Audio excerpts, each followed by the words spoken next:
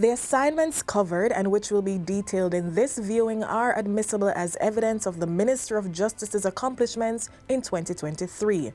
If it pleases, I submit that the Minister has a strong case for managing the affairs of the last year with jurisprudence and the people's welfare as its motive. Efforts were dedicated at advancing the nation's judiciary.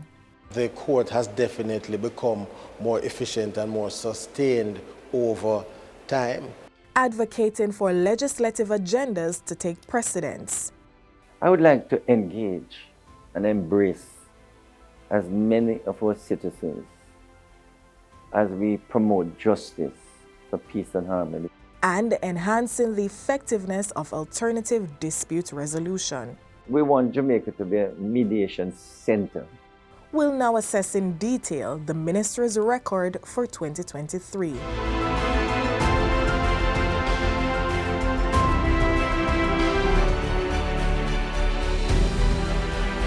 All rise for an opening statement from the Honorable Chief Justice Brian Sykes as he recaps 2023 success for Jamaica's judiciary.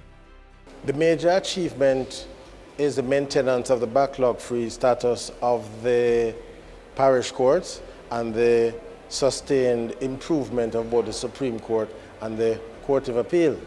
In respect of the Supreme Court, we're up to 70% clearance rate overall. We saw improvement in the parish courts, civil and criminal division in particular, where those courts are backlog-free from the standpoint that under 5% of active cases are in backlog. In fact, it's under 3% in both civil and criminal. Strengthening those results was the resumption of Saturday night court sittings and the implementation of a differentiated case management system to determine how long the case should take.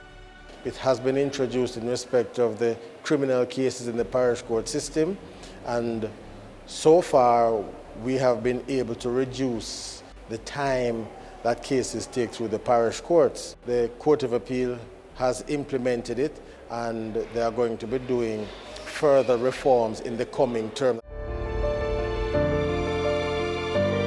We now call to the forefront the Justice Minister for his recount of last year's successes. In terms of legislation, I was happy to be able to pass and increase the age retirement for the DPP and the Auditor General. In terms of income, we wanted to do some additional empowerment to the income to let them work more efficiently.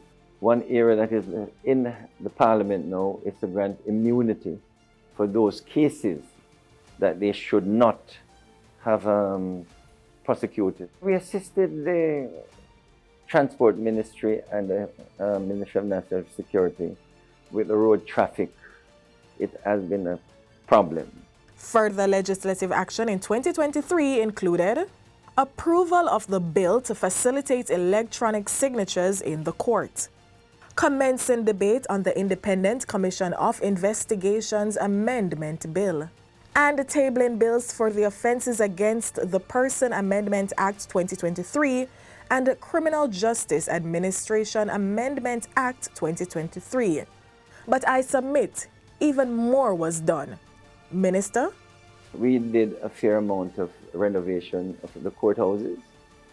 We certainly are quite proud of the Maypen renovation and quite a few courthouses. We did significant work in them. And I would say for the past year, during 2023, all the courts were able to function.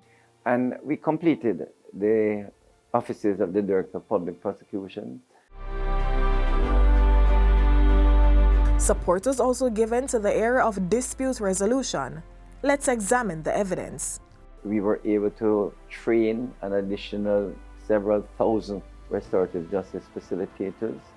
We were able to sensitize maybe over 10,000 persons about restorative justice.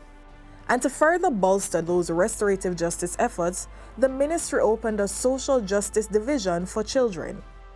The idea is that many of these children are victims of criminality and abuse. You need to get them in a facility, a space that they can speak about what happened to them. The jury has returned a unanimous verdict based on all the evidence presented here today. It has been found that the Ministry of Justice has performed in favor of the people in 2023 and in 2024 you should see continued improvement.